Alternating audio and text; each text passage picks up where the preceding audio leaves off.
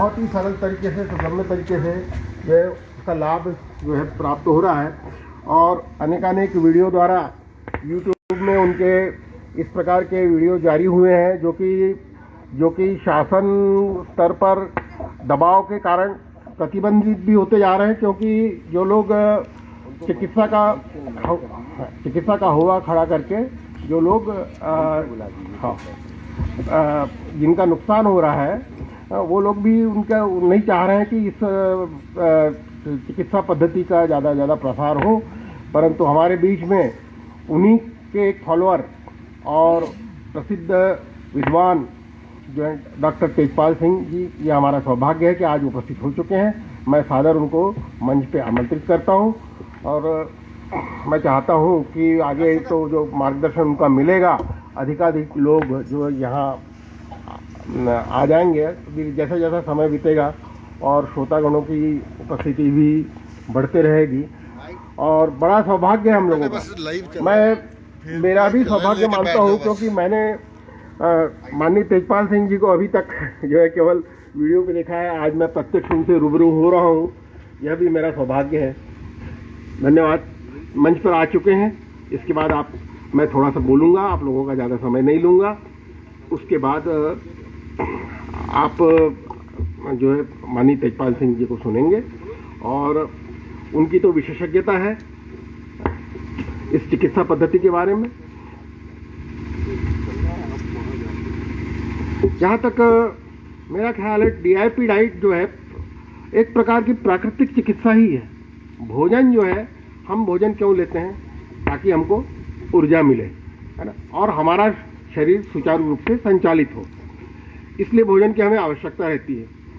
परंतु हो यह रहा है कि हम जो भोजन कैसा लें और किस प्रकार लें, किस समय लें, इसके बारे में अनभिज्ञता होती है हमारी।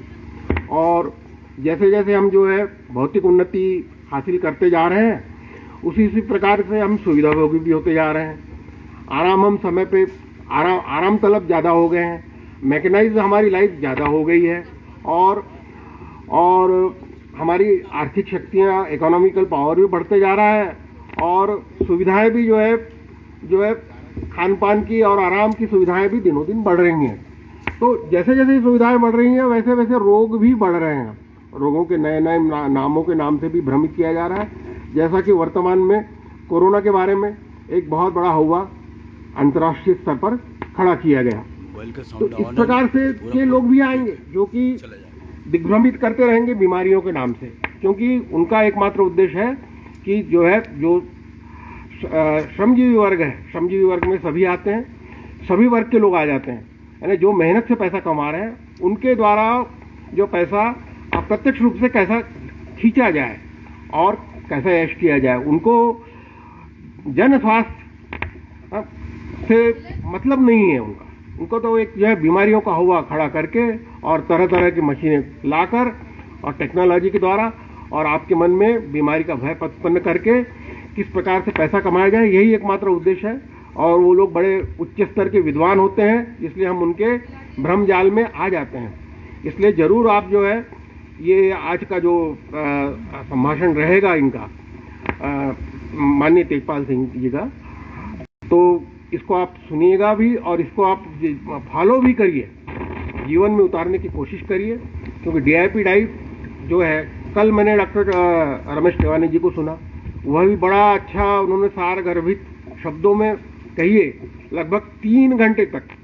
सारगर्भित शब्द इसलिए बोल रहा हूँ कि जो उनका एक एक शब्द जो है सारमय था और उतारने लायक था। कहीं से भी भटकी हुई बात नहीं थी। मैं आयुर्वेद का विद्यार्थी भी रहा हूँ और आयुर्वेद विभाग में उसके बाद मैंने कार्य भी किया है।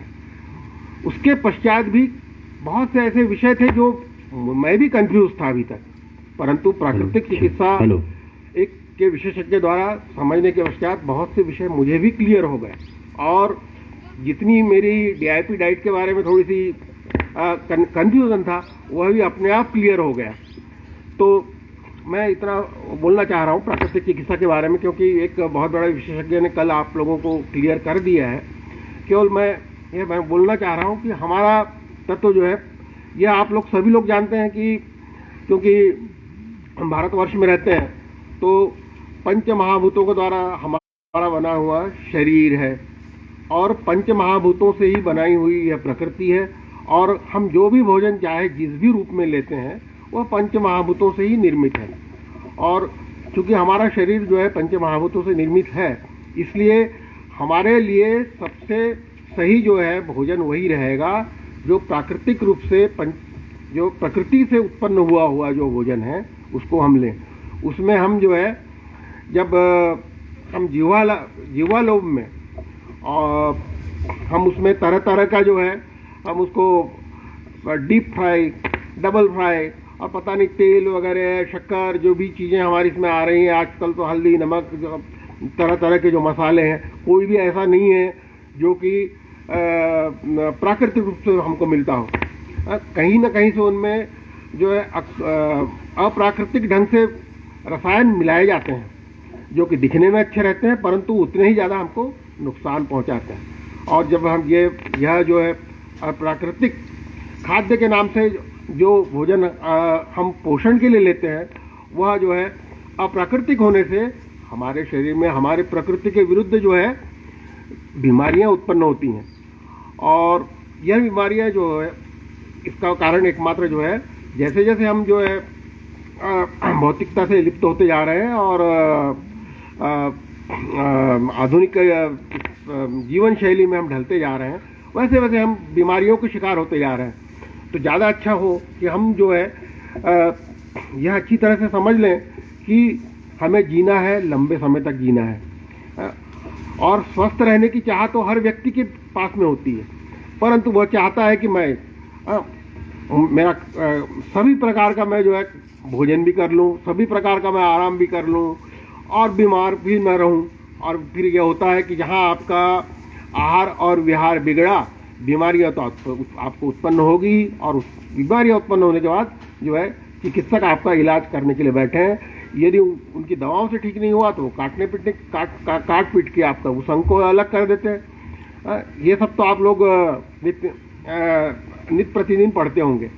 तो यह जो बड़ी सरल प्रणाली है डीआईपी डाइट, और इसमें जो है केवल किस समय कितना भोजन लेना है, आपके वजन के हिसाब से किस समय में कितना क्या लेंगे आप, और आप किस ढंग से ठीक होंगे, और आप उसका प्रत्यक्षीकरण कर सकते हैं। क्योंकि आज तो जो है सभी प्रकार के जो है पैथोलॉजिकल इन्वेस्टिगेशन हमारे पास उपलब्ध हैं, और हम उसका प्रात्यक्षिक ज्ञान जो है प्रत्यक्ष रूप से देख सकते हैं कि मुझे 8 दिन पहले कैसा लग रहा था, और मैंने जब डीआईपी डाइट अपनाई और उसका अपनाने के बाद मुझे कैसा लग रहा है। और कैसा लग रहा है केवल अनुभूति नहीं, हम तो जो है आज जो भी हमारे पास साधन उपलब्ध है, संसाधनों के द्वारा हम प्रत्यक्ष रूप से देख सकते हैं कि हमें ये परिवर्तन हुआ। इसलिए यह पूरी गब्बाजी नहीं है, आप इसका प्रत्यक्षिक अनुभव कर सकते हैं डीआईपी डाइट प्रणाली का। और मैं ज़्यादा प्राकृतिक चिकित्सा या ज़्यादा आयुर्वेद के बारे में न बोल के मैं चाहूँगा कि माननीय डॉक्टर तेजपाल सिंह जी से ही मुखारबिंद से हम ये सब सुने और अपने जीवन में उतारें। तो मैं आमंत्रित करूँगा डॉक्टर माननीय तेजपाल सिंह जी को। आइए सर।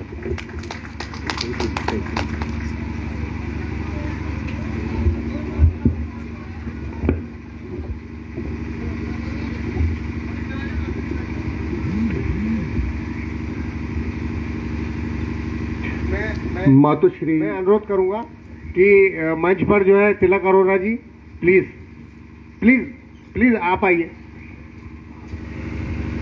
माननीय संजीव डफरे जी और डॉक्टर के बामने जी से मैं अनुरोध करूंगा प्लीज मंच पर आइए प्लीज। डॉक्टर साहब क्या नाम लिखते हैं? डॉक्टर साहब आप क्या नाम लिखते हैं?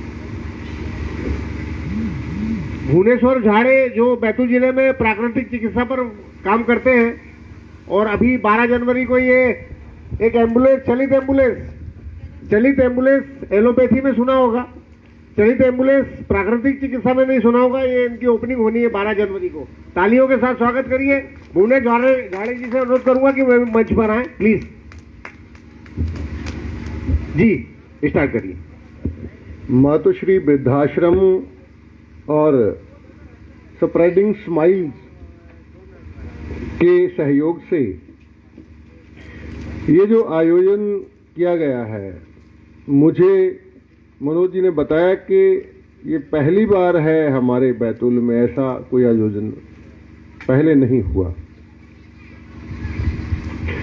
कल आपने डॉक्टर रमेश तिवारी जी से बहुत सारा ज्ञान हासिल किया।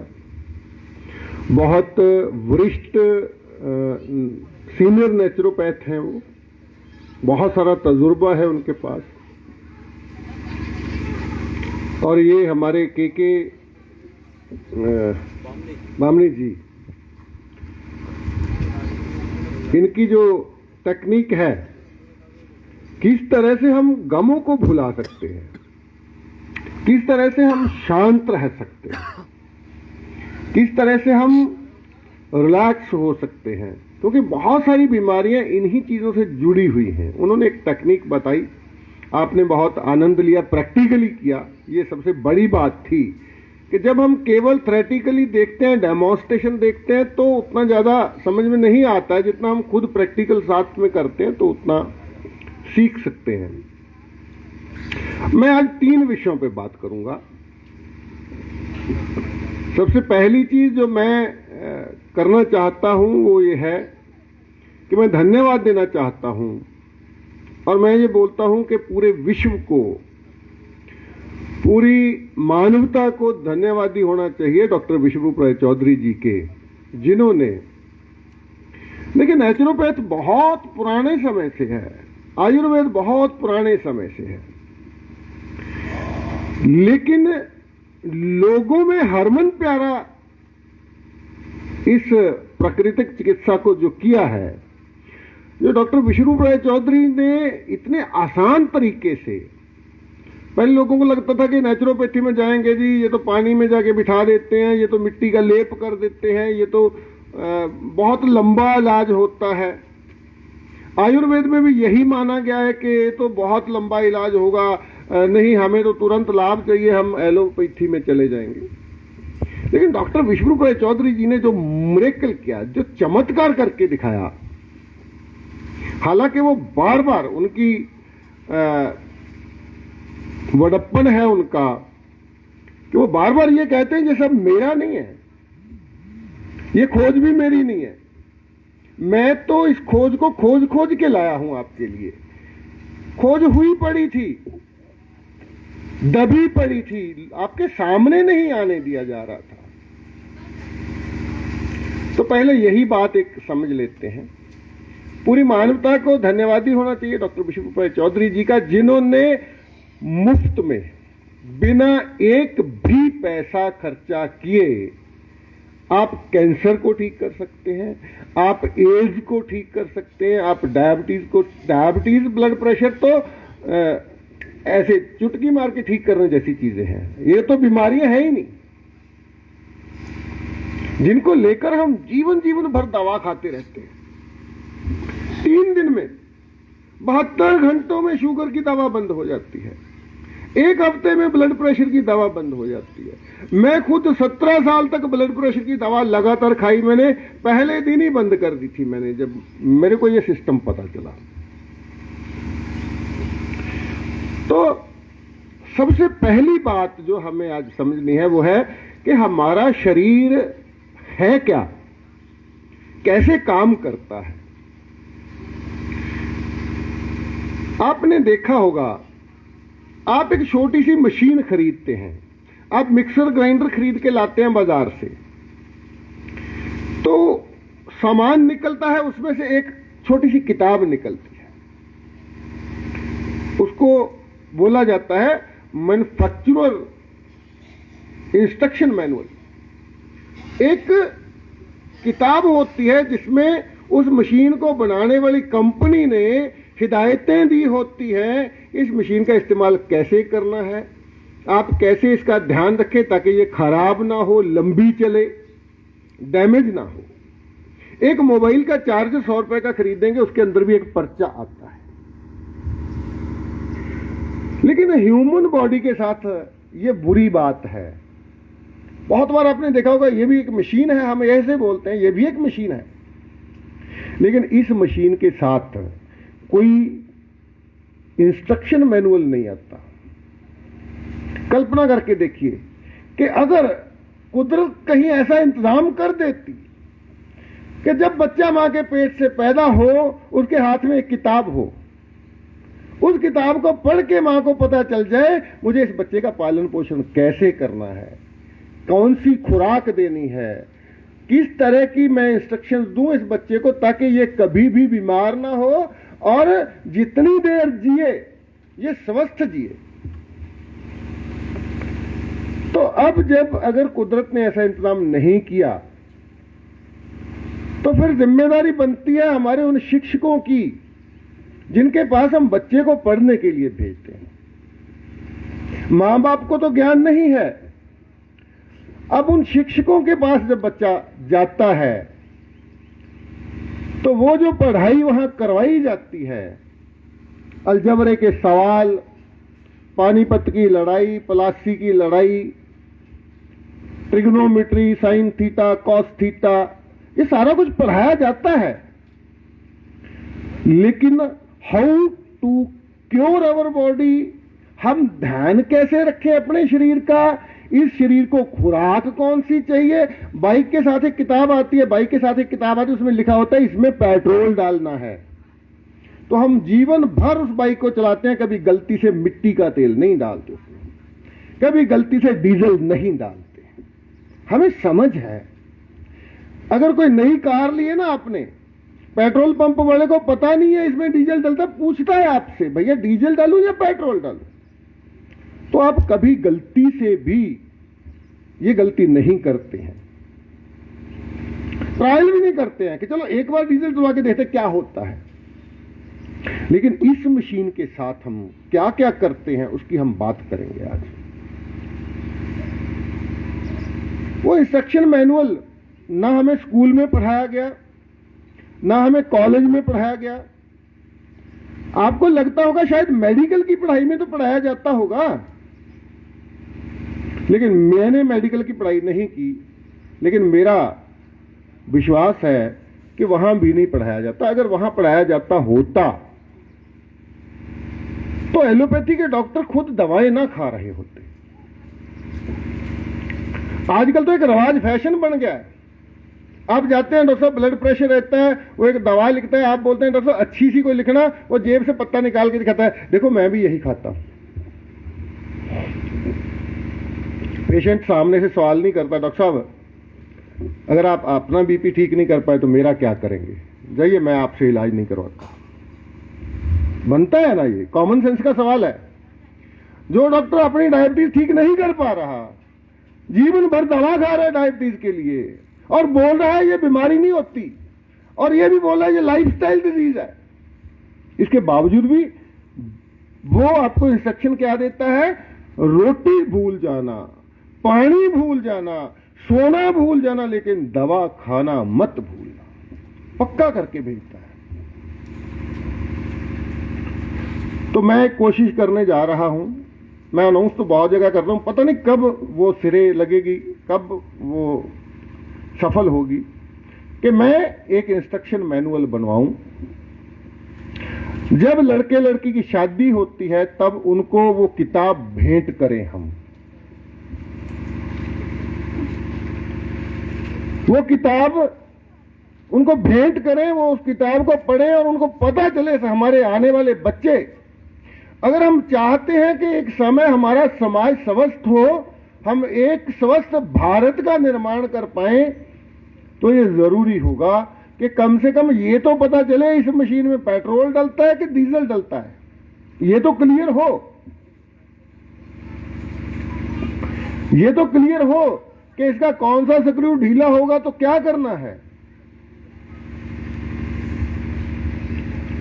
तो सबसे पहली बात हम करेंगे कि बॉडी कैसे काम करती है, कैसे बनी हुई है, और हम कैसे इसके साथ लगातार मिसबिहेव करते हैं, लगातार अत्याचार करते हैं।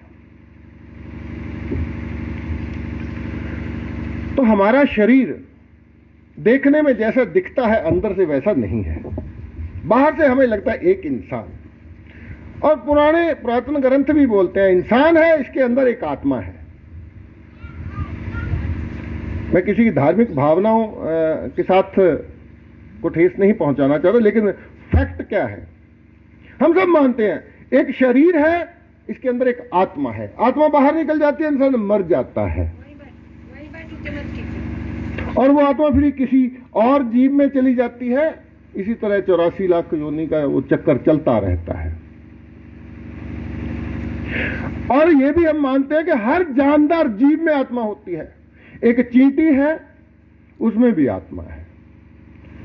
एक बैक्टीरिया है जो हमें नंगी आंख से नहीं दिखता, लेकिन जब हम माइक्रोस्कोप से देखते हैं, खुर्दबीन से देखते हैं, तो दिखता है, जिंदा है, हिल रहा है, इसका मतलब उसमें भी आत्मा है। तो हमारा शरीर करोड़ों आत्माओं से मिलकर बना हुआ है, एक आत्मा नहीं है हमारे शरीर, करोड़ों सेलों का समूह है, और हर एक सेल एक जिंदा इंसान की तरह जीवन जीता है। वो खाना खाता है, वो मल त्याग करता है, वो अपनी जनरेशन को बढ़ाता है और मर जाता है। यही तो करते हैं जीव। हर जिंदा जीव क्या करता है? खाता है, मल त्याग करता है, अपनी नस्लों को आगे बढ़ाता है, रीजनरेट करता है और मर जाता है। हमारा हर सेल ये सब कुछ करता है। तो रोज लाखों आत्माएं हमारे शरीर में से मर के बाहर चली जाती हैं, लाखों।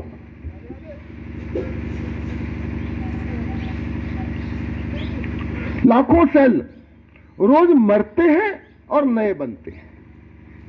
ये कुदरत ने एक ऐसा सिस्टम बनाया गया, दुनिया में अभी तक कोई ऐसी मशीन नहीं बनी जो खुद को रिपेयर कर पाए।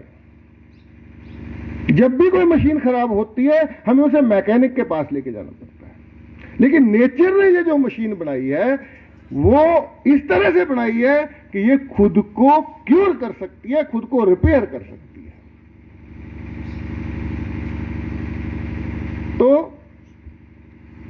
आपने देखा कभी बहुत बड़े फंक्शन की इनॉग्रेशन होती है, आपने टीवी पे ओलंपिक की इनॉग्रेशन देखी होगी। एक जैसे कपड़े डाल के, एक जैसी टोपियां लेके कुछ लोग होते हैं जो कभी झंडे की शक्ल बना लेते हैं, जो कभी फूल की शक्ल बना लेते हैं, कभी मोर की शक्ल में खड़े हो जाते हैं। तो दूर से लोगों को क्या लगता है कि ये मोर है, ये झंडा है, ये फूल है, ये भारत का नक्शा है। दूर से लोगों को ऐसा नहीं लगता कि ये इंसान खड़े हुए हैं, लेकिन क्योंकि उनको ड्रेस एक जैसी होती है, उनका पहनावा एक जैसा होता है, इसलिए दूर से ऐसा लगता है, वो पता नहीं चलता दूर से कि ये इंसान खड़े हैं, दूर से लगता है एक आकृति बनी हुई है। इसी तरह से हमारी बॉडी के लाखों सेल एक जैसी ड्रेस डालकर कान की शेप में खड़े हैं, लाखों सेल एक जैसी शेप बना के नाक की सूरत में खड़े हैं। हाथ, हमारी किडनी, हमारा हार्ट, वो अलग अलग की आकृतियां दिखती हैं, लेकिन वो अपने आप में एक इकाई नहीं है, वो लाखों एक जैसी ड्रेस डाल के लाखों सेल है। जैसे उस आकृति में हम देखते हैं, एक जैसी ड्रेस डाल के लाखों लोग खड़े हैं, तो हमें दूर से लगता है कि ये तो भाई झंडा है। अगर हम अपने हार्ट की बात करें, हमें लगता है पता है मुट्ठी जैसा हार्ट होता है, लेकिन उसमें लाखों सेल होते हैं। और जो डॉक्टर इस बात को समझे बिना दवा देता है या इलाज करता है, जो डॉक्टर केवल ऑर्गन का इलाज करने की कोशिश करता है, वो डॉक्टर कभी इलाज नहीं कर सकता है। क्योंकि बीमार ऑर्गन नहीं होता है, बीमार सेल होता है। जब हम सेल लेवल तक की बात लोगों को नहीं समझाएंगे, तब तक हम खुद को क्योर नहीं कर पाएंगे। तो अब ये जो सेल है, ये जो जिंदा इकाइयां हैं, ये अगर काम करेंगे तो इनको खाना भी चाहिए, तभी काम कर पाएंगे।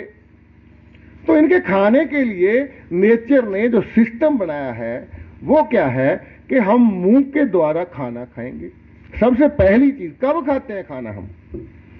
जब भूख लगती है। जब ये हमारे सेल खाने के लिए चिल्लाते हैं, जैसे बच्चा जब चिल्लाता है मां को पता चल जाता है दूध चाहिए, इसे खाना चाहिए।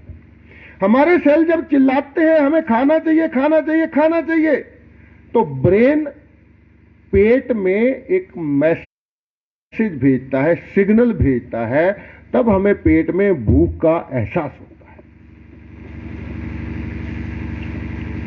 एक ग्रीन लाइट जल जाती है और जैसे ही उतना खाना अंदर चला जाता है जितना सफिशिएंट है, वो रेड लाइट हो जाती है, डकार आ जाता है, हमें संतुष्टि हो जाती है, बस भाई और नहीं खाऊंगा मैं, बोलते हैं ना।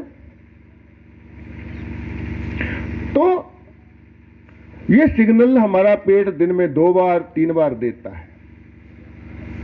हम खाना खाते हैं, खाना हमारी खाने वाली आंतड़ी से होता हुआ स्टमक में जाता है, स्टमक में वो हिलता है, घूमता है, उसके बाद वो इंटेस्टाइन में जाता है, डाइजेस्ट होके स्टमक में एक एसिड पैदा होता है और इंटेस्टाइन में से होके ब्लड में घुलने से पहले उस सारी चीज को लिवर के पास जाना पड़ता है। फिर लिवर उसमें देखता है कि इनमें से किस किस इंग्रेडिएंट को मैं ब्लड में घुलने दूं। लिवर हमारी बॉडी का गार्ड है, वो आलतू फालतू चीज को अंदर नहीं जाने देता, वो वहीं से बाहर कर देता है। अगर वो पानी में से है तो किडनी की तरफ, अगर वो दूसरी तरफ है वो बड़ी आंत में स्टूल की तरफ भेज देगा। किडनी मतलब लिवर वही चीज को ब्लड में एंटर होने देगा जिस चीज की हमारे सेलों को जरूरत है। और क्या खाते हैं हमारे सेल? हमारे सेलों को बहुत कुछ चाहिए, उनको विटामिन भी चाहिए, उनको कैल्शियम भी चाहिए, उनको मिनरल्स भी चाहिए, उनको मैग्नीशियम चाहिए, उनको हाइड्रोजन भी चाहिए, उनको ऑक्सीजन भी चाहिए, बहुत सारे तत्व, आयरन भी चाहिए, विटामिन डी भी चाहिए, विटामिन बी भी चाहिए, ई भी चाहिए, सी भी चाहिए। लेकिन एक चीज ये है, दो चीजें ऐसी हैं जिनके बिना सेल जिंदा नहीं रह सकता, जो उसको हर वक्त चाहिए, वो है ग्लूकोज और ऑक्सीजन। ग्लूकोज और ऑक्सीजन दो ऐसी चीजें हैं, अगर नहीं मिलेंगी सेल मर जाएगा। अगर विटामिन बी नहीं मिल रहा है कोई दिक्कत नहीं, काफी समय तक सेल मरेगा नहीं। उनको ग्लूकोज और ऑक्सीजन मिल रही है, विटामिन बी उसको चाहिए, नहीं मिल रहा तो काफी दिनों बाद बीमार होना शुरू हो जाएंगे वो, लेकिन मरेंगे नहीं। लेकिन जब ग्लूकोज की सप्लाई बंद हो जाती है तो हमारे सेल, जैसे बिजली जाने से पंखा बंद हो जाता है ना, पेट्रोल खत्म होने से गाड़ी बंद हो जाती है, जब ग्लूकोज की सप्लाई बंद हो जाती है बॉडी को, इसी तरह एकदम इंसान, हमारे सेल हॉल्ट में हो जाते हैं, गिर जाता है, बेहोश हो जाता है, इंसान मर सकता है। शुगर लो होने से बहुत सारे लोग सुने होंगे आपने, शुगर लो हो गई और मर गया, बीपी लो हो गया मर गया। इसका मतलब जितना ग्लूकोज हमारे सेलों को चाहिए था वो पर्याप्त नहीं था खाने में, इसलिए उस व्यक्ति की मौत हो गई। ऑक्सीजन, हमारे हर सेल के पास एक स्टोव है। अब आप कहीं डॉक्टर ऑपरेशन कर रहा हो तो आप जाके नीचे देखने मत लग जाना स्टोव कहां पड़े हैं। हर सेल के पास एक स्टोव है, उस स्टोव पे किस चीज से चलता है वो स्टोव? ऑक्सीजन से। ऑक्सीजन से पे वो स्टोव जलता है तो ऊपर पकता क्या है? ग्लूकोज। ग्लूकोज बर्न होता है तब एनर्जी मिलती है हमारे सेल को, तब हमारा सेल काम करता है। अब ये सारी जानकारी आप किसी डॉक्टर के पास जाएंगे, उसकी पर्ची भले 500 रुपया हो, भले 1000 हो, आप बोलेंगे डॉक्टर साहब मुझे बताइए शरीर कैसे काम कर रहा है, बोले तकलीफ बता क्या है, मेरे पास इतना टाइम नहीं है। नहीं, आप बोलेंगे मैं जानना चाहता हूं कि बॉडी बीमार कैसे होती है, वो बोलेगा चल बाहर, 100 मरीज बाहर लगा हुआ है, मैं तेरे इन सवालों का जवाब नहीं दे सकता। यही विडंबना है हमारे देश की, हमारे लोगों की। 2 तरह के लोग पैदा कर दिए गए, एक डॉक्टर और दूसरा मरीज। ये पढ़ाई करेगा, पढ़ाई करने के बाद ये डॉक्टर बन जाएगा, बाकी सारी दुनिया मरीज होगी, मरीज इसके पास जाएगा, ये इससे पैसे लेगा और इसका इलाज करेगा। और जो जो डॉक्टर बोलेगा हम उसके सामने प्रश्न नहीं कर सकते, सवाल करने की इजाजत हमें नहीं है। तो हम आगे चलते हैं। हम खाना खाते हैं, हमारा खाना डाइजेस्ट होता है, उसमें कितना ग्लूकोज है, वो ग्लूकोज ब्लड में घुलता है, ब्लड में आगे ब्लड में क्या होता है, जैसे मान लीजिए हमारा सेल एक घर है, तो हमारी खून की नाड़ियां जो है वो सड़कों की गलियों की तरह है। अगर आप हेलीकॉप्टर में से किसी शहर को देखेंगे, क्या दिखेगा आपको? बहुत सारी लाइनें दिखेंगी, गलियां, घर दिखेंगे। इसी तरह हम बॉडी को देखेंगे तो ऐसे ही दिखती है। हर घर तक एक गली जाती है। अगर हमारे घर के सामने गली ना हो तो क्या होगा जी? हम खाने पीने का सामान नहीं ले आ पाएंगे, हम शहर बाजार कैसे जाएंगे? आपके घर के सामने गली क्यों है? इसीलिए है कि आप शहर से जुड़े रह सकें। इसी तरह हमारे हर सेल के करीब एक गली है, एक खून की नाड़ी हमारे हर सेल के कितना करीब होती है जी? जितना हमारा बाल की मोटाई होती है इतना करीब, हर सेल के इतना करीब एक खून की नाड़ी है, जिससे उसको पोषण मिलता है, उसको खुराक मिलती है। और ये नाड़ियां ऐसा नहीं है कि जितनी एक बार बच्चे में जितनी कुदरत ने बना दी, ऐसा नहीं है। ये नाड़ियां रोज बनती भी रहती हैं और रोज खत्म भी होती रहती हैं। अंग्रेजी भाषा में, डॉक्टरी भाषा में इसको एंजियोजेनेसिस बोलते हैं। बॉडी को जहां जरूरत लगती है कि यहां ब्लड की सप्लाई ज्यादा चाहिए, वहां वो नई खून की नाड़ियां बना देती है। जहां बॉडी को लगता है खून की सप्लाई कम चाहिए, वहां से कुछ खून की नाड़ियों को हटा देती है बॉडी। बहुत इंटेलिजेंट सिस्टम है। तो अब खून की लिवर ने सारे इंग्रेडिएंट ब्लड में तो दे दिए, अब ब्लड उस घर तक पहुंचेगा कैसे? वो खुराक उस सेल तक कैसे पहुंचेगी? वो तब पहुंचेगी जब वो खून घूमेगा। आपके घर से आधा किलोमीटर दूर एक राशन का ट्रक खड़ा है, तो राशन आपके घर पहुंच जाएगा जब तक वो खड़ा है। ब्लड प्रेशर तो बहुत बुरी चीज होती है, आदमी मर जाता है, हार्ट अटैक। जिस दिन आपके ब्लड में से प्रेशर खत्म हो गया, एक्चुअली हम तब मरेंगे। ब्लड प्रेशर हाई होने से व्यक्ति नहीं मरता है, ब्लड प्रेशर खत्म होने से मरता है। तो दिल का काम हो गया, खून को घुमाते रहना, एक सेकंड भी खून रुके ना।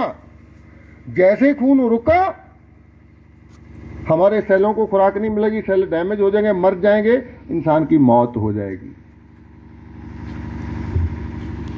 अब हमने खाना खाया था, खाने में जो जो जरूरी चीजें थी ये आपने देखना है। आपके खाने में विटामिन सी था या नहीं, विटामिन बी था या नहीं, ए था कि नहीं, जो जो हमने बॉडी को दिया उसने डाइजेस्ट करके जो जो इंग्रेडिएंट निकले लिवर ने ब्लड में लोड कर दिए। लिवर का कोई कसूर नहीं है इसमें, जो जो मिला उसको उसने दे दिया सेलों को।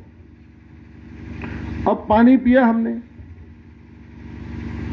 पानी पिया तो पानी के लिए हमारी किडनी काम करती है। पानी में जो जो जरूरी इंग्रेडिएंट है हमारी बॉडी को देने के लिए, हमारी किडनी उनको अलग करती है और ब्लड में लोड कर देती है, और वो ब्लड में घूमते हैं, जिस जिस सेल को चाहिए वो ले लेता है। इसी तरह हम सांस लेते हैं।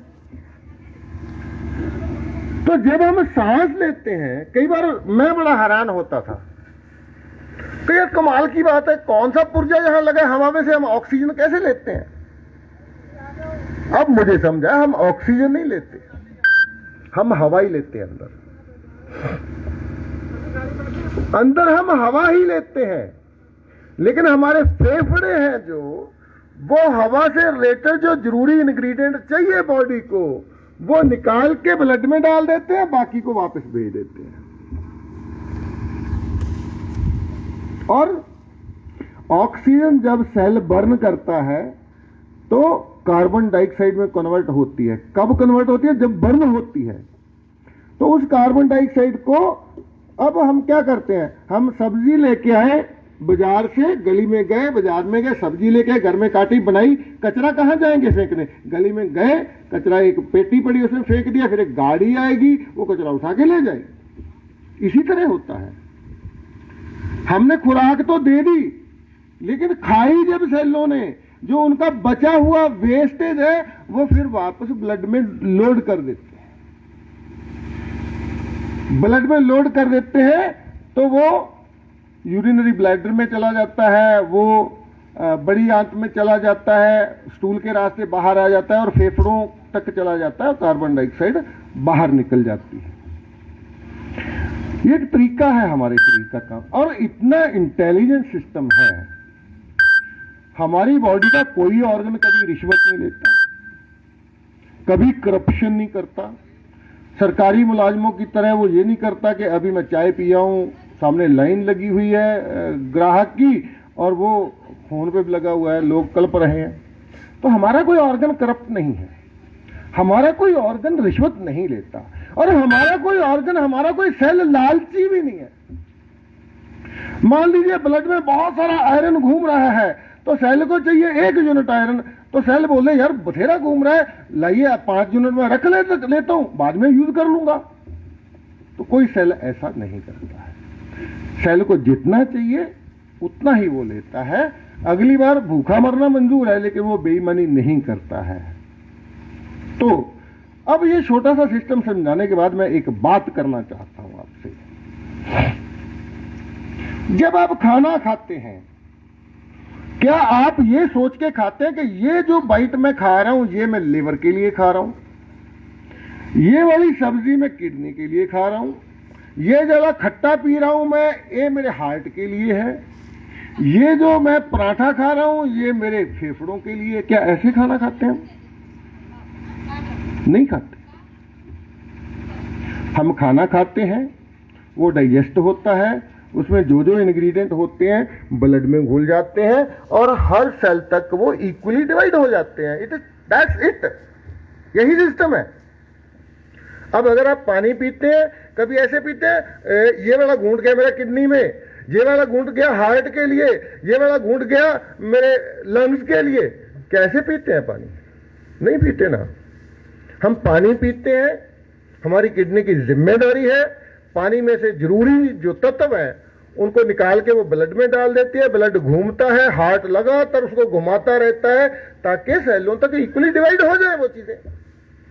अब जब हम सांस लेते हैं, ये सांस मेरा हो गया किडनी के लिए, मेरा हार्ट हर वक्त काम कर रहा है, इसके हार्ट के लिए थोड़ा लंबा सांस लेते हैं, ये वाला सांस हो गया हार्ट के लिए। क्या सांस ऐसे लेते हैं? नहीं लेते ना। हम सांस लेते हैं, हवा में से जो इंग्रेडिएंट चाहिए हमारे लंग्स उन इंग्रेडिएंट को निकाल के ब्लड में लोड कर देते थे, सभी सेल्स को इक्वली डिवाइड हो जाते हैं। तो फिर कैसे कोई डॉक्टर ये बोल सकता है कि आप ये एक गोली खाइए, ये आपके हार्ट को ठीक करेगी? ये दवा मैं लिख के दे रहा हूं, ये तेरी किडनी को ठीक करेगी। ये दवा मैं दे रहा हूं, ये तेरे फेफड़ों को ठीक करेगी, तेरे गुर्दे को ठीक करेगी। ऐसा कैसे हो सकता है? जब हम खाना अलग अलग सेलों के लिए, अलग अलग ऑर्गन के लिए अलग अलग नहीं खाते, जब हम पानी अलग अलग ऑर्गन के लिए अलग अलग नहीं पीते, जब हम सांस अलग अलग ऑर्गन के लिए नहीं, दवा अलग अलग ऑर्गन के लिए कैसे काम कर सकती है? कोई भी चीज जो हम मुंह के द्वारा खाएंगे वो दवा है, दवा कुछ भी है, वो एक ही तरीका है। वो जाएगी स्टोमक में, डाइजेस्ट होगी, उसके इंग्रेडिएंट ब्लड में घुलेंगे और हर सेल तक पहुंचेंगे। तो अब ये बात पता चलने के बाद आपको क्या लगता है कि ऐसे खराब किडनी का इलाज किया जा सकता है। हार्ट का इलाज किसी हार्ट से रिलेटेड कोई दवा देके किया जा सकता है। और जब नहीं होता फिर बोल दिया जाता है कि अब जी ये काटना पड़ेगा, आपके पित्ते में पथरी है, आइए समय लीजिए, डॉक्टर से अपॉइंटमेंट करवाइए, आपका पित्ता निकाल के फेंक देंगे।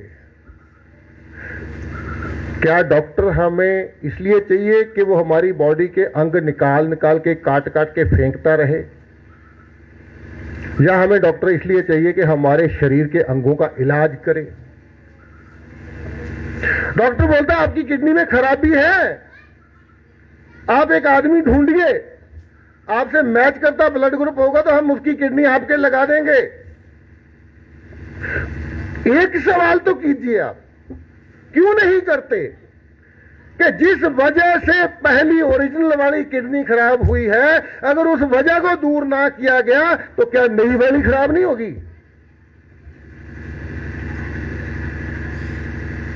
कोई वजह थी ना, कुदरत ने तो दोनों किडनियां सलामत दी थी उस व्यक्ति को, उसने कुछ किया, कुछ गलत किया, जिस वजह से उसकी एक किडनी खराब हो गई।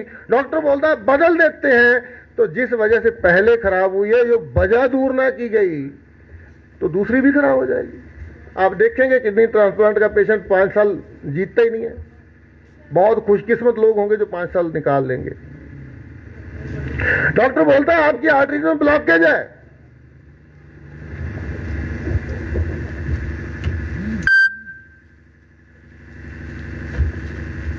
हमारे पास ब्लॉकेज को निकालने का कोई इलाज नहीं है, लाइए हम आपके स्टेंट डाल देते हैं। तो एक तार डाली जाती है, एक स्प्रिंग उस जगह पे डाल दिया जाता है।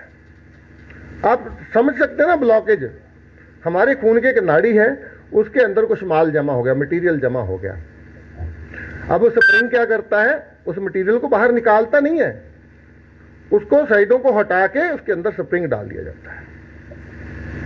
समस्या हल हुई, वक्ती तौर पे तो हो गई।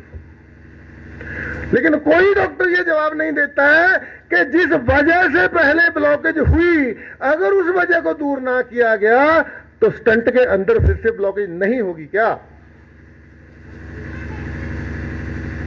अगर आप रूट कॉज को नहीं पकड़ रहे हैं, अगर आप वजह को दूर नहीं कर रहे हैं, आपकी आंख में मोतियाबिंद आ गया, डॉक्टर बोलता है ऑपरेशन करवा लो। भैया ऑपरेशन करवाने के बाद अगर वो वजह कायम रही, अगर आपका लाइफस्टाइल वही रहा, अगर आपकी खुराक वही रही, तो दोबारा खराब नहीं होगी क्या? आपकी किडनी में स्टोन है, आपके गॉल ब्लैडर में स्टोन है, ऑपरेशन करके पथरी निकाल देते हैं, लेकिन वजह, बॉडी मूर्ख थोड़ी है जिन्हें पथरी बनाई। अगर आपने वो वजह दूर नहीं की तो 2 महीने बाद फिर पथरी बन जाएगी। तो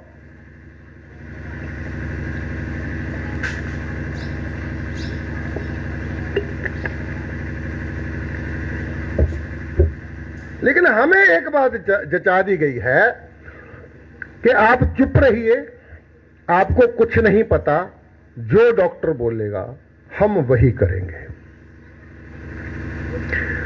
आपको कुछ नहीं पता, हमें कुछ नहीं पता, जो डॉक्टर बोलेगा हम वही करेंगे। छोटी सी एग्जांपल देता हूं। एक व्यक्ति को बुखार हुआ, वो बुखार का इलाज करवाने हॉस्पिटल जाता है, डॉक्टर उसके कई सारे टेस्ट करता है, उसके बाद उसको बोल दिया जाता है कि तेरी शुगर बहुत बढ़ी हुई है, देखो 400 की रीडिंग है। वो परेशान हो जाता है, क्या करना पड़ेगा डॉक्टर? वो बोला बुखार तो तेरा कल तक उतर जाएगा, लेकिन शुगर की दवा तेरे को पूरी उम्र खानी पड़ेगी। वो मान लेता है, शुगर की दवा खाना शुरू कर देता है। डॉक्टर उसे और कुछ इंस्ट्रक्शन देता है, तेरे को मीठा नहीं खाना है, तेरे को मीठे फल नहीं खाने, आम, केला, अंगूर सब बंद कर देना है, गुड़, शक्कर, शहद कुछ नहीं खाना है तूने, और तूने सैर भी करनी है, और रोज दिन में 2 बार शुगर चेक भी करनी है। और वो मरीज बेचारा वही कुछ करता है। लेकिन 2 साल बाद वो मरीज उस डॉक्टर के पास फिर जाता है। डॉक्टर साहब देखिए, मैंने वही कुछ किया जो आपने कहा, लेकिन पहले इस गोली से मेरी शुगर ठीक रहती थी, अब ठीक नहीं रहती, अब फिर 400 रहती है। डॉक्टर क्या बोलता है? कोई बात नहीं, ये तो बड़ी मामूली सी बात है, ये एक गोली सुबह खाते थे, अब एक शाम को भी खानी है। वो शाम वाली भी खानी शुरू कर देता है। 3 साल बाद फिर डॉक्टर के पास जाता है, डॉक्टर साहब अब 2 गोलियों से भी बात नहीं बनती। वो बोलेगा पहले 500 mg की थी, अब 1000 mg की खानी है तूने। वो मान जाता है।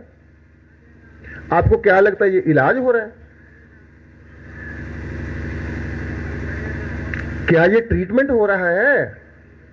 उस पेशेंट को भी ये बात समझ नहीं आ रही। 5 साल बाद फिर जाता है, डॉक्टर साहब अब तो 3 गोलियां खाने के बाद भी शुगर कंट्रोल में नहीं रहती। अब आपकी पैंक्रियाज ने इंसुलिन बनाना पूरी तरह से बंद कर दिया है, अब आपको बाहर से टीका लगाना होगा।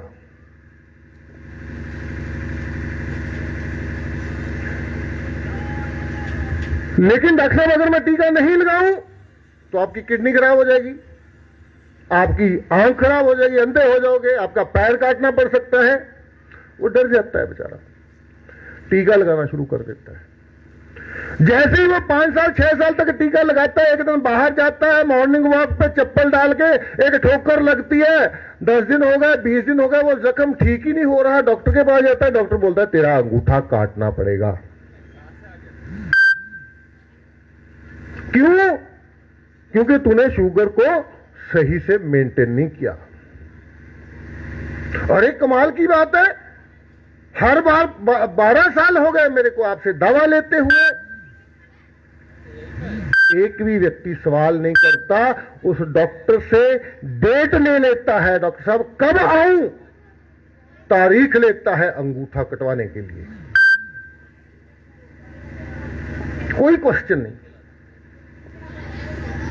एक सवाल तो बनता है, ये पहले दिन में आया था बुखार के इलाज के लिए, मुझे कोई सिम्टम नहीं था हाई शुगर का, आपने बोला शुगर हाई है, ये दवाएं खाओ, मैंने खाई। आपने बोला सैर करो, मैंने की। आपने बोला मिठाई ना खाओ, 20 साल हो गए मेरे घर में मिठाई आई ही नहीं। आपने बोला मीठे फल मत खाओ, मैंने 20 साल से आम चूस के नहीं देखा।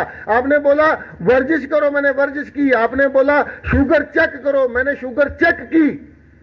आपने बोला था अगर ये सब नहीं करोगे तो अंगूठा काटना पड़ेगा, ये सब करते करते अंगूठा काटना क्यों पड़ रहा है? ना ये सवाल कोई करता है तो ना ही इसका कोई जवाब किसी के पास है।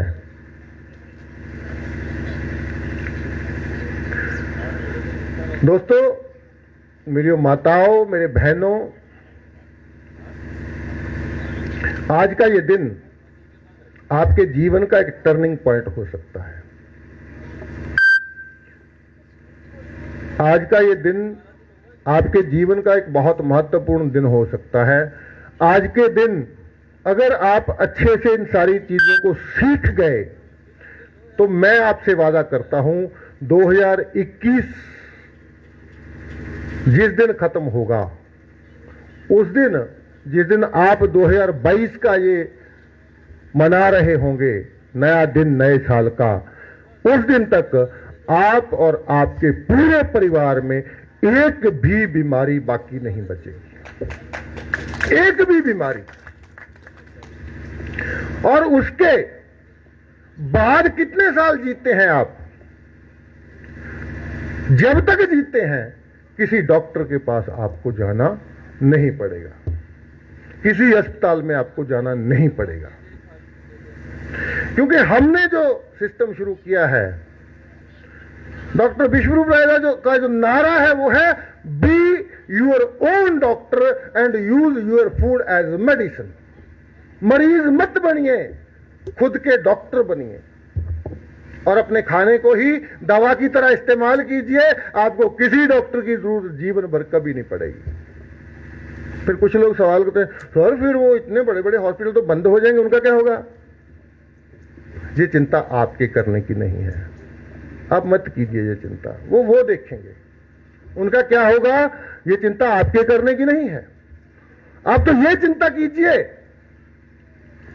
कि आज हर वो व्यक्ति जिसके पास एक परमानेंट इनकम का जरिया है, वो LIC के दफ्तर जाता है या किसी प्राइवेट कंपनी के दफ्तर जाता है, 10,000 रुपया 15,000 रुपया सालाना प्रीमियम देके 5 लाख रुपए का हेल्थ इंश्योरेंस करवा के लाता है कि मेरी तनख्वाह तो 50,000 है, अगर मुझे कुछ हो गया 5 लाख का खर्चा करना पड़ गया कभी हॉस्पिटल का, तो मैं कहां से करूंगा। एक बात बताना चाहता हूं आपको, टाइम्स ऑफ इंडिया 2018 एक न्यूज छपी थी, आंकड़े हैं उस न्यूज में, 5.5 करोड़ इंडियन, 5.5 करोड़ भारतीय लोग हर साल इलाज करवाने के चक्कर में गरीबी रेखा में जा रहे हैं हर साल। हम सोचते हैं हमारा देश गरीब क्यों हो रहा है, नेता खा रहे हैं, वो खा रहे हैं, वो सब ठीक है। एक बहुत बड़ा कारण है हम बीमार हो रहे हैं, हमें साजिशी तरीके से बीमार किया जा रहा है और दवाओं के नाम पे, इलाज के नाम पे हमारी सारी जमा पूंजी हमसे लूटी जा रही है, हमें गरीबी रेखा में धकेला जा रहा है। एक साल में 5.5 करोड़ परिवार जो पहले खाते पीते घरों के होते हैं, लेकिन परिवार के किसी सदस्य को कोई ऐसी बीमारी लगती है, अस्पताल लेके जाते हैं, उसका घर बिक जाता है, उसके गहने बिक जाते हैं, उसकी जमीन बिक जाती है और वो गरीबी रेखा से नीचे चला जाता है। लेकिन अगर आप इस मिशन के साथ जुड़ जाओगे, अगर आप इस पूरी एजुकेशन को ले लोगे, तो मेरा दावा है कि कम से कम ये एक कारण है गरीबी का, इसको हम पूरी तरह से दूर कर सकते हैं। एक पैसा नहीं लगेगा, किसी डॉक्टर को कोई पैसा देने की जरूरत नहीं, आप खुद अपना इलाज कर सकते हैं। तो अब थोड़ा सा आपने समझ लिया कि हमारा शरीर काम कैसे करता है, इसको कुछ करने की जरूरत नहीं है।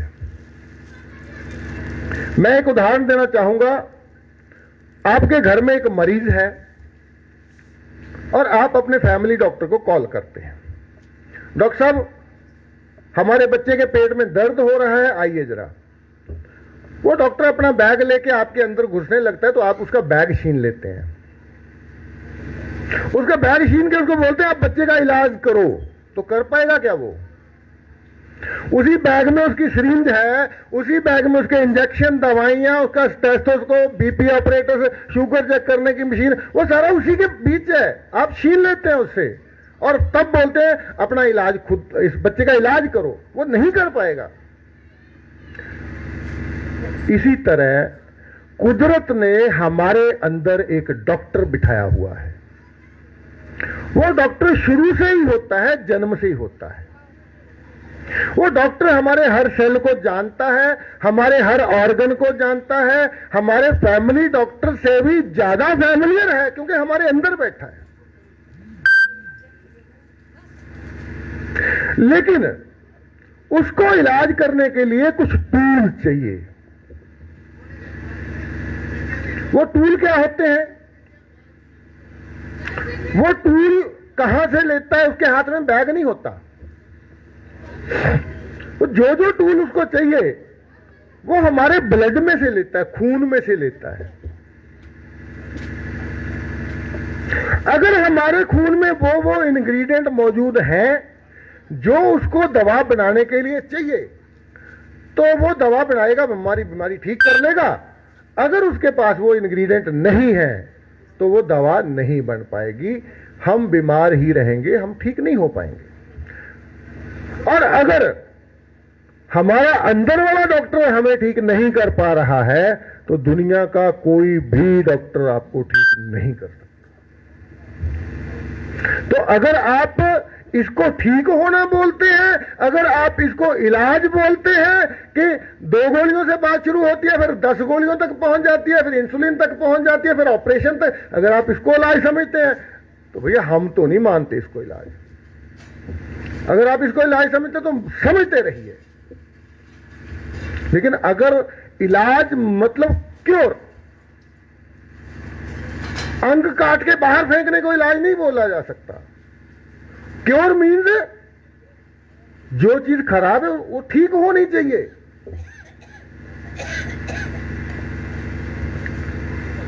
तो मैं एक बहुत पते की बात बताना चाहता हूं आज आपको, हम बीमार क्यों होते हैं। इन 5 कारणों को समझ लेना, आप जीवन भर कभी बीमार नहीं होंगे। क्योंकि बहुत बड़ा सवाल है, कुदरत ने हमारे शरीर को खुद ही ठीक होने की शक्ति दी है। तो आपका सवाल वह होगा फिर लोग ठीक क्यों नहीं हो रहे। अगर हम ये बोलते हैं कि हमारा शरीर खुद ही खुद को ठीक कर लेता है, तो फिर लोग ठीक हो क्यों नहीं रहे। 5 कारण है उसके पीछे। पहला कारण, जो इंग्रेडिएंट चाहिए बॉडी को उस बीमारी को ठीक करने के लिए, दवा का वो फॉर्मूला बनाने के लिए जो इंग्रेडिएंट चाहिए, उनमें से किसी की क्वालिटी बुरी है, अच्छा नहीं है वो, 1 या 2 की। जैसे आप अगर किचन में एक डिश बनाना चाहते हैं, कोई सूप बनाना चाहते हैं, मान लीजिए उसमें 10 मसाले पड़ेंगे, एक मसाले में से बदबू आ रही है, वो उस डिश में डाल देंगे तो उस डिश को कोई खा नहीं पाएगा। अगर आपके ब्लड में मौजूद इंग्रेडिएंट्स में से एक या एक से ज्यादा इंग्रेडिएंट की क्वालिटी अच्छी नहीं है, तो वो दवा नहीं बन पाएगी, आप ठीक नहीं हो पाएंगे, हमारा डॉक्टर बेबस हो जाएगा।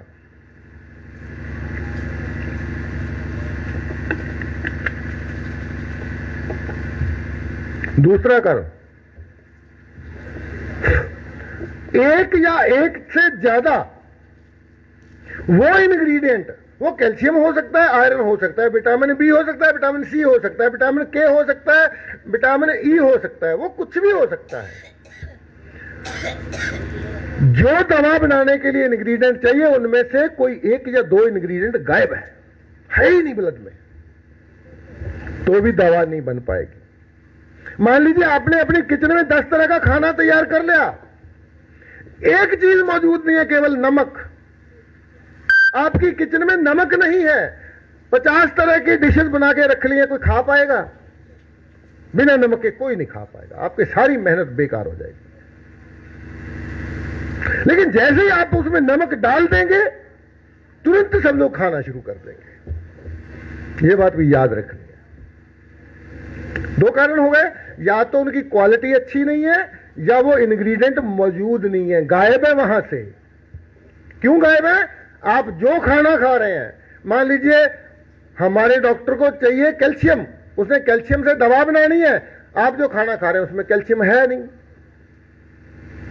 उसको चाहिए विटामिन ई, आप जो खाना खा रहे हैं उसमें विटामिन ई नहीं है, इसलिए वो इंग्रेडिएंट वहां मौजूद नहीं है। तीसरा कारण, अगर कोई बात ना समझाए तो आप तुरंत बोल सकते हैं, रिपीट कर दूंगा मैं। मकसद सिर्फ मतलब समझाना या पूरा सीख के जाना है, कोई समय पास करना मकसद नहीं है। अगर आपको लगेगा कोई चीज, रिपीट की जा सकती है। तीसरा कारण क्या है? तीसरा कारण यह है कि हमारी बॉडी में हाइट, वेट और एज के हिसाब से ब्लड की मात्रा होती है, कितना खून होना चाहिए हर शरीर में। आपने देखा कोई व्यक्ति जाके शिकायत कर रहा है, डॉक्टर मेरी टांगें बहुत दुखती हैं, मुझसे काम नहीं होता, थक जाता हूं, तो डॉक्टर पहले एचबी चेक कराता है उसका, है ना। अगर खून की कमी है शरीर में तो भी वो सारे इंग्रेडिएंट डॉक्टर को नहीं मिल पाते हैं। चौथा कारण क्या होता है कि अगर उस व्यक्ति का माइंड इफेक्ट है, इंग्रेडिएंट मौजूद है, अच्छी क्वालिटी के भी है, खून भी पूरा है, लेकिन उस व्यक्ति का माइंड इफेक्ट है, वो क्या होता है कि उसको डॉक्टर ने बोल दिया कि अब इसका इलाज है नहीं, अब आप इसको घर ले जाइए, बोल देते हैं ना डॉक्टर, अब आप अपने मरीज को घर ले जाइए, हमारे पास इसका इलाज नहीं है। तो उस पेशेंट के माइंड में इस बात का प्रभाव पड़ जाता है कि अब मैं ठीक नहीं होऊंगा, अब मैं मरने वाला हूं। तो भी जब ऐसी भावनाएं मन में आ जाती हैं, लगातार कोई व्यक्ति ये सोच रहा है मैं अब नहीं ठीक होऊंगा, नहीं ठीक होऊंगा, नहीं ठीक होऊंगा, तो हमारी बॉडी उसको ठीक नहीं कर पाती है। माइंड इफेक्ट नहीं होना चाहिए। आपको लगेगा ऐसे कैसे, माइंड से शरीर का क्या संबंध? तो एक एग्जांपल देना चाहता हूं। मान लीजिए आप 4-5 मेंबर है फैमिली के, आपने रात को खाना खाया अच्छे से, खुशी खुशी खाना खाने के बाद आप हंस खेल रहे हैं, मजाक कर रहे हैं, लेकिन किचन से आवाज आती है, अरे जो खाना खाया तो उसमें तो छिपकली थी। तो आप 4 या 5 जितने भी लोग हैं, या तो सभी को या उनमें से 2 या 3 लोगों को वॉमिटिंग हो जाएगी। छिपकली नहीं थी, खाना अच्छा था, क्योंकि अगर छिपकली होती तो बॉडी खाते ही बाहर निकाल देती, अगर पॉइजन होता तो बॉडी तुरंत वॉमिट कर देती। नहीं थी, केवल एक आवाज आई, एक विचार आया आपके दिमाग में कि इसमें छिपकली थी, तो आपकी बॉडी जो अच्छे से उसको डाइजेस्ट कर रही थी, तुरंत उसको बाहर निकालना शुरू कर दिया। इस तरह का संबंध है मन का और शरीर का। मन में एक विचार आते ही शरीर उस पर काम करना शुरू कर देता है। अभी अभी बता रहे थे तिवारी जी भी कि आप किसी 4 दोस्त मिलके किसी एक दोस्त को बोलना शुरू करें, जब भी मिले, यार क्या हो गया, कमजोर हो गया तू तो, बहुत तेरा मुंह इतना सा हो गया, तेरा वजन भी बहुत कम हो गया। 5-10 दिन बोल के देखेंगे, सच में उसका वजन कम हो जाएगा और बीमार हो जाएगा वो। शरीर मन का कहना मानता है। तो जब भी आपको ठीक होना है, सारे इंग्रेडिएंट मौजूद कराने हैं, वो बाद की बात है, पहले 4थे नंबर का इलाज करना है। जब भी आप इलाज करवाने पहुंचते हैं, तब इस भरोसे के साथ जाइए कि हां मैं ठीक होने जा रहा हूं, और रोज ये सोचिए कि हां मैं ठीक हो रहा हूं। जब तक आप ऐसा नहीं सोचेंगे, दुनिया की कोई दवाई आपको ठीक नहीं कर सकती। 5वां कारण होता है कि हमारी बॉडी के पास एक इंटेलिजेंस होती है, एक बुद्धिमत्ता होती है। अब आपको लगेगा ये कौन सी नई बात लेके आ गए आप। हमारी बॉडी के पास एक इंटेलिजेंस होती है। एक सिंपल सी उदाहरण देता हूं। मां के पेट में जब बच्चा बनता है, तो क्या वो मां की इंटेलिजेंस से बनता है या बॉडी की इंटेलिजेंस से बनता है? अगर कोई मां ये बोलती है कि ये बच्चा तो मेरी बुद्धिमत्ता से बन रहा है, उसको बोलिए ये कागज पेन ले और बॉडी के सारे ऑर्गन ड्रॉ करके दिखा मेरे को, नहीं दिखा पाएगी, क्योंकि वो बच्चा उस मां की बॉडी की इंटेलिजेंस से बनता है। अगर मां की इंटेलिजेंस से बनता होता तो एक मेडिकल पढ़ी हुई, पीएचडी की हुई औरत का बच्चा और एक मजदूर औरत का बच्चा, फर्क होता है दोनों में? नहीं होता है। इसलिए बच्चा जो बनता है मां के शरीर की इंटेलिजेंस की वजह से। एक इंटेलिजेंस वो होती है, एक बुद्धिमत्ता वो होती है जो हम बाहर से किताबें पढ़ के तजुर्बे से हासिल करते हैं, और दूसरी वो होती है जो हमारी बॉडी के पास इनबिल्ट होती है बचपन से लेके। जब वो इंटेलिजेंस गड़बड़ होती है, जब वो इंटेलिजेंस गड़बड़ होती है, तो वो बच्चा जो मां के पेट में बन रहा है, किसी के 6 उंगलियां लग जाती हैं, किसी के 3 बाहें लग जाती हैं, किसी के आंख यहां लग जाती है, क्योंकि उस बॉडी को समझ नहीं आ रहा, इंटेलिजेंस गवा चुकी है वो बॉडी।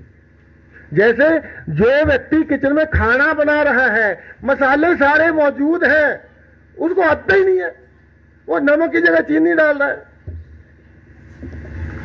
नहीं बन पाएगा खाना। तो ये इंटेलिजेंस गड़बड़ क्यों होती है, कब होती है? जब हम बहुत सारे केमिकल्स का इस्तेमाल करते हैं, बहुत सारी दवाएं खाते हैं। क्योंकि एक बात आप ध्यान में रखिए एक बात हमें बहुत अच्छे से समझनी होगी कि जब नेचर ने हमारे शरीर को डिजाइन किया तब दवाएं नहीं थी। अगर तब दवाएं होती तो शायद नेचर हमारे शरीर को उस तरह का डिजाइन कर देती। एक पाइप, आप दुकान वाले के पास जाते हैं एक प्लास्टिक का पाइप खरीदने, वो पूछता है किस लिए चाहिए, आप बोलते हैं पानी के लिए चाहिए, और घर आके उसमें से तेजाब गुजारना शुरू कर देंगे तो क्या होगा? वो पाइप कितना टाइम चलेगा? जो पानी के लिए डिजाइन हुआ है उसमें आप तेजाब कैसे डाल सकते हैं? तो कुदरत ने हमारी खून की नाड़ियों को डिजाइन किया है नेचुरल इंग्रेडिएंट्स के फ्लो करने के लिए। कुदरती चीजों से जो खाना आएगा उसमें जो चीजें होंगी वो ब्लड में घूमेंगी। कुदरत ने इस तरह से बनाई है हमारी नाड़ियां। तो जब हम पैक्ड फूड खाते हैं, फैक्ट्री से आया हुआ खाना खाते हैं, तो कोई भी ऐसा खाना नहीं होता जिसमें केमिकल ना हो। जब हम रिफाइंड फूड खाते हैं, जब जिस खाने के साथ रिफाइंड शब्द लग गया इसका मतलब उसमें केमिकल ऐड हो गया। सबसे बड़ी चीज, जब हम बहुत सारी दवाएं खाते हैं, हर दवा केमिकल होता है। हर दवा, एलोपैथी की हर दवा केमिकल होता है। तो वह दवा आपने सर दर्द वाली खाई, घुटने में दर्द वाली खाई या एसिडिटी की खाई, जितनी बार वो दवाएं हमारी आर्टरीज में फ्लो करेंगी, घूमेंगी, उतनी बार आर्टरीज को डैमेज करेंगी। जैसे पानी वाले पाइप में से अगर आप तेजाब गुजार रहे हैं तो वो उस पाइप को बहुत जल्दी खराब कर देगा। तो हमारी बॉडी अपनी इंटेलिजेंस गंवा देती है। हमारी बॉडी का सिग्नलिंग सिस्टम गड़बड़ हो जाता है, बॉडी को समझ नहीं आती मैं क्या करूं, तब भी हम ठीक नहीं। 5 कारण याद रखिए, अगर हम इन 5 कारणों को ठीक कर लेते हैं, दुनिया की कोई बीमारी, आप कोई ऐसा पेशेंट बोलिए, किसी ऐसी बीमारी का नाम लीजिए जो नहीं ठीक हो सकती है, बशर्ते कि उस बॉडी की एक्सपायरी डेट पास ना हो। क्योंकि इस तरह के दावे जब हम करते हैं, अभी तो और बहुत बड़े बड़े दावे करूंगा मैं, जब ऐसे बड़े बड़े दावे करते हैं तो हर एक का जवाब सवाल होता है कि फिर आप, ऐसा हो सकता है इंसान मरे ही ना, फिर मरते क्यों है लोग? तो ये नेचर का रूल है, इसके खिलाफ कोई नहीं जा सकता। हर जीव जो पैदा हुआ है उसे इस दुनिया से जाना है, मरना है। हर प्रजाति का एक समय दिया है कुदरत ने। कुत्ता कितने साल जिएगा, गधा कितने साल जिएगा, कां कितने साल जिएगा, कबूतर कितने साल जिएगा, तो एक समय निश्चित है। इसी तरह हम मानवों के लिए भी एक समय निश्चित है, तो वो समय है 120 साल। तो हम ये दावा करते हैं कि अगर कोई हमारे बताए रास्ते पे चले तो 120 साल तक वो बिना डॉक्टर की मदद के, बिना दवा की मदद से जिंदा रह सकता है, और जब वो इस दुनिया से जाएगा वो बिस्तर पे एड़ियां रगड़ रगड़ के नहीं जाएगा, चलता फिरता जाएगा। जैसे एक फल पेड़ से कब जुदा होता है, जब वो पूरी तरह से पक जाता है। पूरी तरह से पक जाता है तो खुद ही गिर जाता है। ये होती है लाइफ। लेकिन हम लोगों ने तो ये मान लिया है कि हमारे जीवन के अंतिम 8-10 साल हम दवाएं खा खा के मरेंगे, हम एड़ियां रगड़ रगड़ के। आप कल्पना करके देखिए उस सीन की, जब हमारे ही परिवार का कोई सदस्य हमारे लिए कभी इस तरह के शब्दों का इस्तेमाल करे, हे भगवान इसे उठा ले। करते हैं लोग, हाँ जी, देखे हैं ना करते। मरीज इतनी तकलीफ में होता है और उसका आसपास वाले लोग उससे इतना प्यार करते होते हैं।